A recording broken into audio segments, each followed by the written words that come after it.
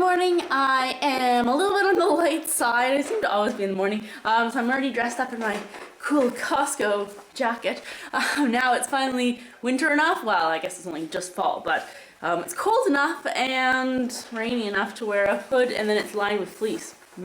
Anyways, off to walk the dog. So I just have an apple that I will probably eat in the car, because I always arrive late, but Chad found a new way for me to drive that'll probably save like 5 minutes off my time, because I was always going this one way where and we usually walk around like 8:30, and that's when parents are driving their kids to school, and then they're just stopped because I drive by school, and then they try to turn the parking lot, but the parking lot's full, so then they just wait until the space, anyways, and people try to parallel park, so it always takes me like 10 minutes just to go down like a 200-meter stretch of road, like really short area. So what usually takes me like 30 seconds. But I found a new way, so I'm gonna try that, and maybe I won't be late for dog walking finally. Oh wait, gonna eat my apple. Well, I'm gonna load the dogs in the car, drive, and eat my apple while I do that. Okay, I will see you guys at lunchtime, or a snack. I'll probably have a snack when I get home, because probably won't fill me up, but okay, talk to you later. So just as a little snack, it's about 10 o'clock now, and I know I'm gonna have a late lunch because Chad only gets home from work at about 1:30, so, and then I leave at 2:30.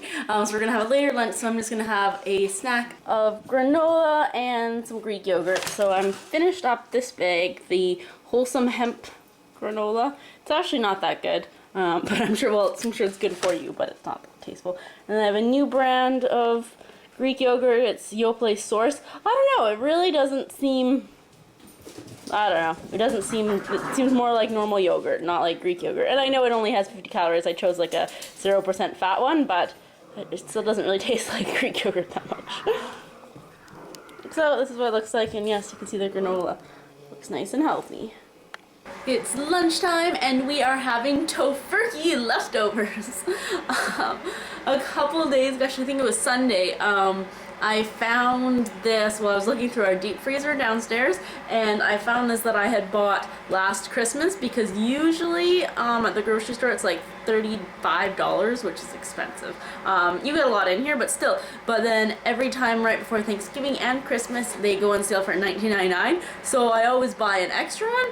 But I guess I just somehow forgot about it. So since next month is Thanksgiving again, I figured I don't want to have had one in my freezer for like almost a year, so I better eat it up. So we had Tofurky, and then I made some mashed potatoes, and this also comes with gravy and a cake and Tofurky jerky that I already ate. The jerky I ate. So yeah, we just have some of that leftovers, and when I made it the first day we didn't have a lot of veggies, so I just had some of those like baby carrots that I made as well. But oh, it's so good. So I'm just heating things up in the microwave right now, and then this is the Tofurky, and it's stuffed with a rice filling or stuffing, and then yeah, other things are just going right now, and everything is just in Tupperware. But now we're gonna put some gravy. This is mushroom gravy that you get as well, and some of that.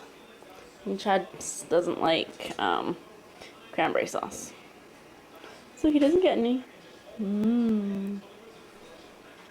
There we go. So protein and starch, no veggies. That's okay, we'll have some veggie for dinner. So I'm back from work, and now I'm getting dinner ready. It's 7, just after 7. So I decided that I'm gonna make a spaghetti or a pesto spaghetti squash dinner. Basically the spaghetti squash taking place of if you'd have like a pesto pasta, but then I may decide to kind of bake it with a little bit of a crumb topping to make like casserole. I don't know, it depends how it tastes. And I don't know, does cheese go with pesto? I don't know. Anyways, so Chad cut the spaghetti squash into halves for me, and then I just took the seeds out, and now I'm going to place it face down on a plate and then put it in the microwave for about 10 minutes. You can also make it soft by putting it in the oven, but that takes like an hour, and I'm hungry.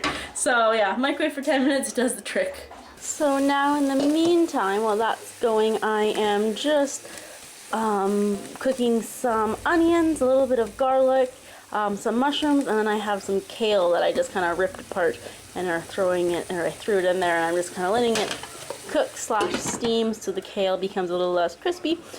So now we're gonna scrape our spaghetti squash and make it all spaghetti-like. You can see here. And then we're gonna put this into our mix.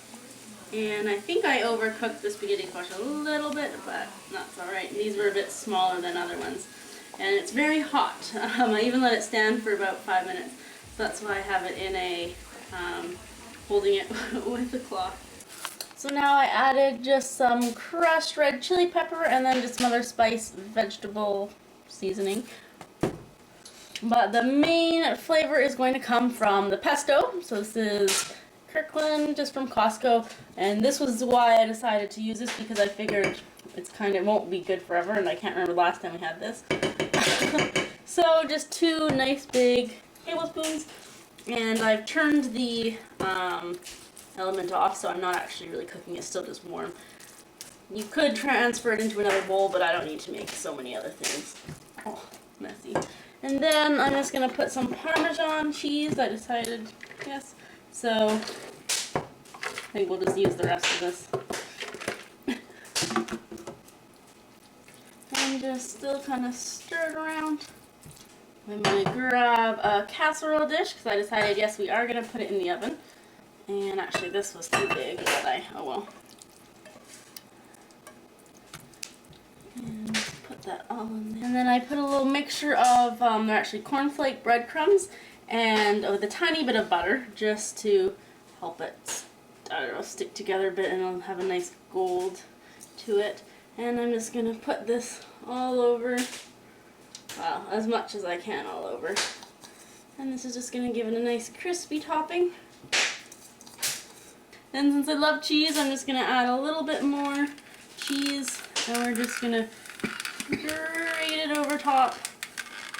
Now I have the oven on broil, basically because this is completely cooked. It doesn't need to cook anymore. So I just want the top to get nice and brown and for the cheese to melt. So we're just going to put it on for, I don't know, a couple minutes at a time. I'll keep an eye on it. Every minute or 30 seconds I'll check on it.